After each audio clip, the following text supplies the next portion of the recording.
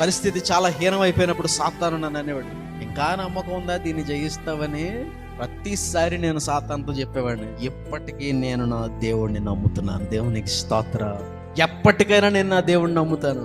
అది ఆఖరి రోజు, ఆఖరి క్షణమైనా నేను నా దేవుణ్ణి నమ్ముతూనే ఉంటాను. పరిస్థితులు తారుమారుగా కనబడినా, నా పరిస్థితులు మారవన్నట్టుగా కనబడినా, ఇంకా మారవని ఎవరైనా చెప్పినా, దాని తాలూకు సూచనలు ఏవి నాకు కనబడపోయినా, అపవాది పదే పదే నన్ను ప్రశ్నిస్తూ ఉంటాడు, ఎప్పటికీ నమ్ముతావా జరుగుతుందని, ఎప్పటికీ నమ్ముతావా జరుగుతుంది. వాడు అడిగిన ప్రతిసారి నా నోట్లోంచి ఒకటే సమాధానం వస్తుంది, ఎప్పటికి కాదు, ఎప్పటికైనా నేను నా దేవుణ్ణే నమ్ముతాను,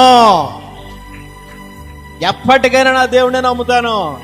ప్రభుతో కూడా ఈ మాట చెప్తాను, ప్రభువా నేను నమ్ముకున్నది నిన్ను మాత్రమేనయ్యా, నేను ఎవ్వరిని నమ్మను, నేను నమ్ముకున్నది నిన్ను నమ్ముతానే ఉంటాను, నమ్మి నమ్మి నమ్మి నమ్మి దీవించబడుతూనే ఉంటాను.